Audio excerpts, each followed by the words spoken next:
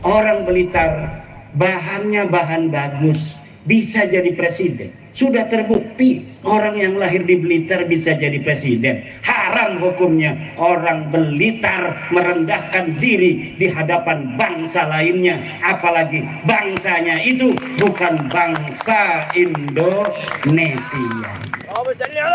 Tunjukkan dada orang Blitar.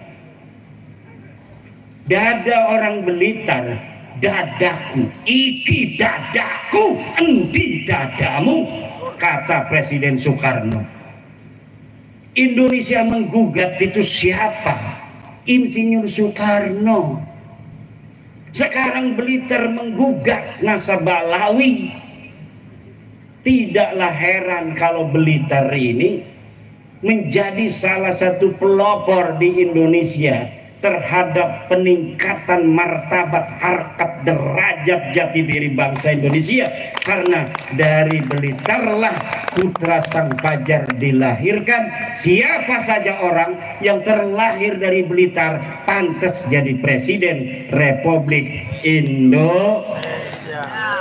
Assalamualaikum warahmatullahi wabarakatuh. Masih bersama dengan Irafiki TV. Semoga Allah subhanahu wa ta'ala selalu memberikan hidayah, taufik, inayah, dan mendapatkan syafaat Rasulullah sallallahu alaihi wasallam. Penasaran dengan ceramah ini? Yuk kita tonton.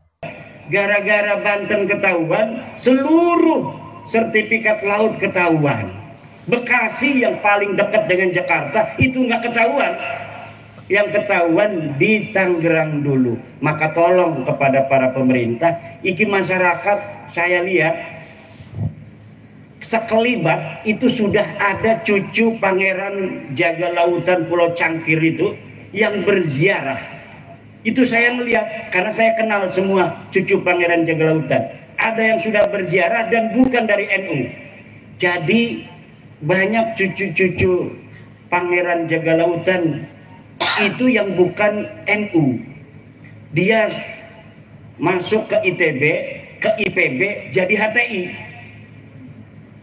Dia menjajakan HTI di Banten gak laku-laku. Nah, sekarang ini kalau menjajakannya ini adalah keadilan, kalau menjajakannya keadilan di Banten karena ada pendidasan, akan laku dia ini. Saya kenal karena masih saudara. Wah, udah ada nih oknum-oknum nih jarah. 2 hari lagi setelah dia jarah demo di situ. Wah, ini kemarin itu. Kenapa? Kalau jualan HTI enggak laku, tapi kalau jualan keadilan laku. Kenapa? Keadilan itu sangat dirasakan oleh masyarakat. Makanya tolong, ini kalau sudah orang-orang yang tidak cinta kepada NKRI, yang tidak cinta kepada Pancasila, Bhinneka Tunggal Ika, sudah ikut main begitu, ini pasti masyarakat itu akan mudah dibodohi, akan tidak jernih lagi cara berpikirnya, dan gampang untuk diajak menuju hal-hal yang kurang produktif untuk bangsa, negara, dan agama Islam sendiri. Maka tolong, hal-hal pembangunan yang sangat sensitif dengan kepentingan masyarakat secara luas seperti laut ini adalah milik umum, malun mustarak. Menurut fatwa PBNU dalam Bahsul Masail Kombes dan Munas 2025 ditetapkan bahwa laut adalah malun mustarakun, harta yang dimiliki oleh semua, tidak boleh haram hukumnya disertifikat baik HGB maupun SHM. Tolong pemerintah memperhatikan hasil keputusan daripada organisasi Islam terbesar di dunia, yaitu Nahdlatul Ulama. Supaya apa? Ini orang-orang pengadu domba ini supaya tidak lagi punya jalan untuk mempengaruhi masyarakat.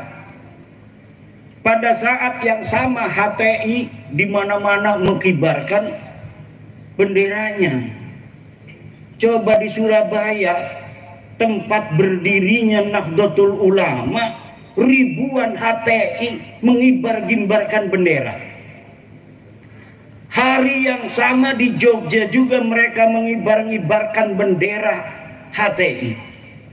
Di Banten ketika ada demo itu, demo menuntut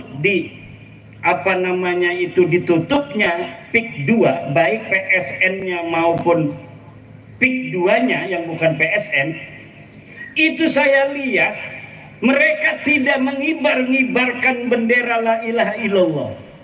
Tetapi 70% itu orang-orang HTI.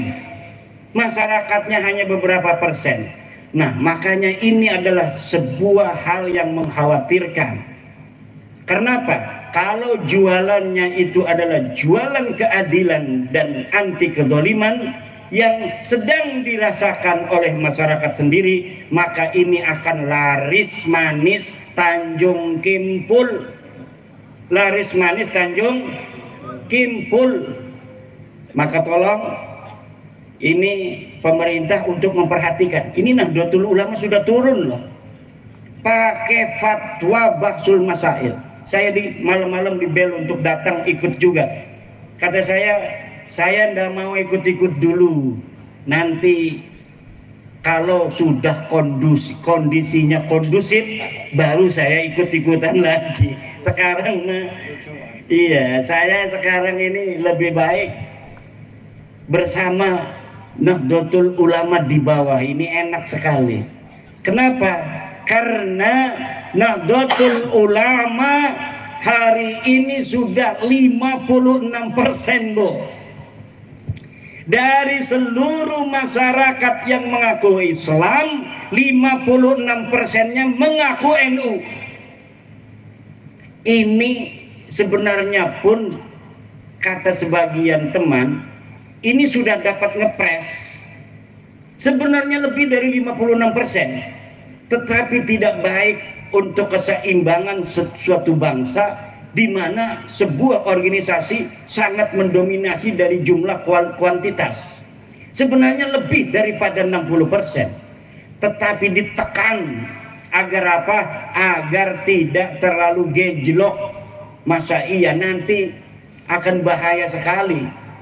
Bahaya sebuah bangsa organisasi banyak, tetapi ketika disurvei organisasi Islam itu ada ratusan, Pak, ratusan, tapi pas disurvei ada organisasi yang sama sekali tidak punya massa.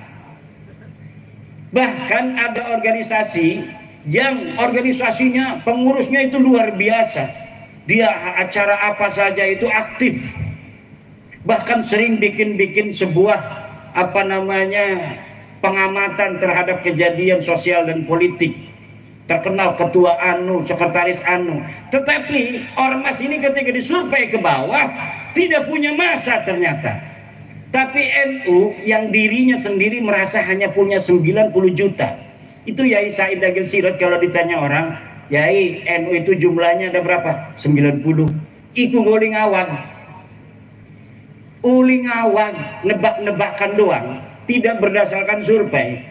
Pas tahun 2017 disurvei, saya ikut ketika presentasi tim surveyornya itu. Ketika tim surveyor presentasi dari Alpala Research, saya melihat bahwa 130 juta 2017 itu orang mengaku dirinya NU. Itu masih sekitar 53%. Kemarin saya nggak ikut, tetapi mendengar Gus Yahya mengatakan sudah 56% orang Islam di Indonesia mengaku dirinya NU. Coba itu hitung, berapa jumlahnya orang NU yang ada di Indonesia? Dari 280 penduduk Indonesia, 89%-nya Islam. Dari 89% ini 56%-nya mengaku NU. Allah. Iki NU semakin terus nyinyirin orang, semakin gede. Nah apa? barokah. Kayak PWI ki, karena ini PWI ki anaknya NU. Semakin ditolak, semakin di mana-mana pengen jadi PWI.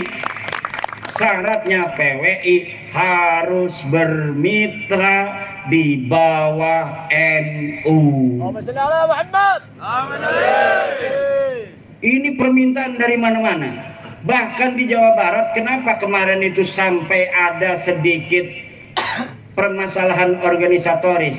Ketua Jabarnya itu dibekukan. Itu dibekukan bukan karena dia itu ada kesalahan yang fatal, bukan. Karena banyak kabupaten yang pengen dilantik oleh DPW Jabar susah mencari kiainya, ketuanya kiai banyak acara. Jadi kabupaten-kabupaten pengen dilantik, nyari kiainya susah. Jadi mereka datang sendiri kepada kantor pusat di Cirebon. Akhirnya udah, kata Ketua Umum PWI Kiai Abbas, Jabar dibekukan aja. Kiai Abdul Mujib, pengurus atau ketua Jabar, dijadikan pengurus pusat dulu. Akhirnya sekarang dibentuk lagi yang baru, ketuanya Kiai Abah Setu. Itu mulai orang-orang pada ingin setiap kabupaten dilantik PWI-nya di tingkat kabupaten. Jadi ini luar biasa PWI ini, kayak NU zaman dulu. NU zaman dulu itu kadang-kadang belum ada pengurus provinsi. Ada kecamatan yang sudah mendeklarasikan MWCNU.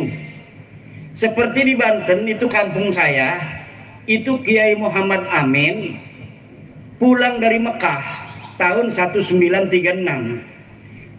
Kiai Muhammad Amin ini bapaknya Kiai Ma'ruf Amin.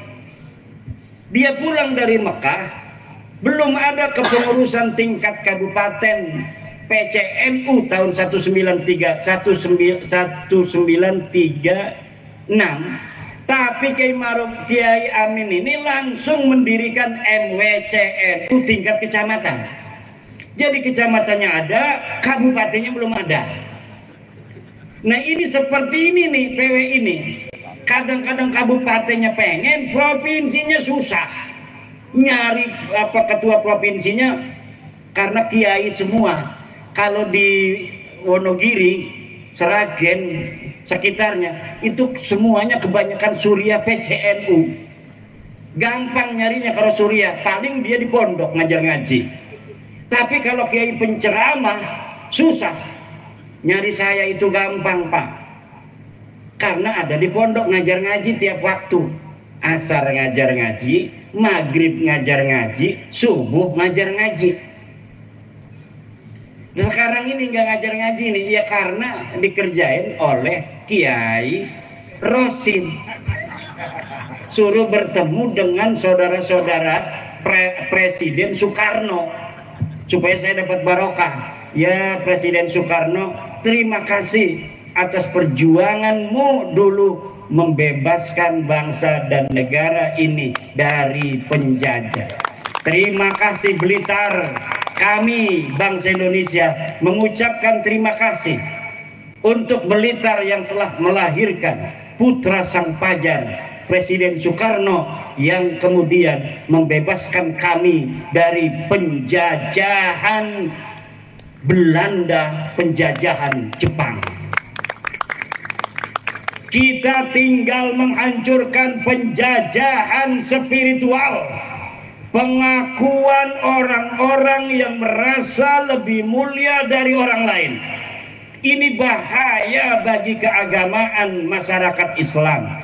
Dalam ajaran Islam, inna dina indallahil Islam, sesungguhnya agama yang paling mulia adalah agama Islam.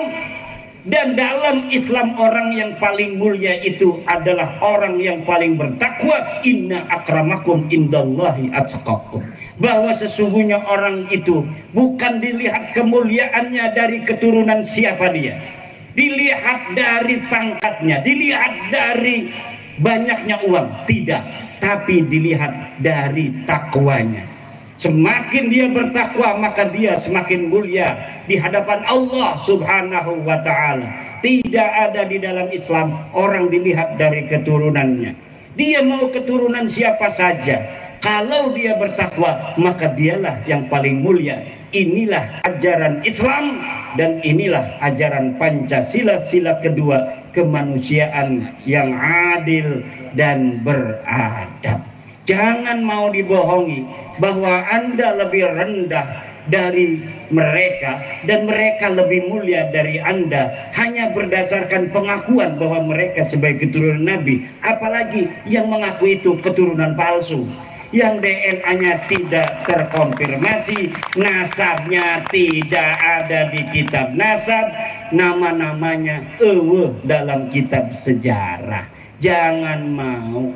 Kalian orang-orang mulia, turunan orang mulia, orang Blitar, bahannya bahan bagus, bisa jadi presiden. Sudah terbukti orang yang lahir di Blitar bisa jadi presiden. Haram hukumnya orang Blitar merendahkan diri di hadapan bangsa lainnya, apalagi bangsanya itu bukan bangsa Indonesia. Tunjukkan dada orang Blitar. Dada orang Blitar, dadaku, iki dadaku, endi dadamu, kata Presiden Soekarno. Indonesia menggugat itu siapa? Insinyur Soekarno. Sekarang Blitar menggugat nasabah Lawi. Tidaklah heran kalau Blitar ini menjadi salah satu pelopor di Indonesia terhadap peningkatan martabat, harkat, derajat, jati diri bangsa Indonesia. Karena dari Blitarlah putra sang fajar dilahirkan. Siapa saja orang yang terlahir dari Blitar pantas jadi presiden Republik Indonesia.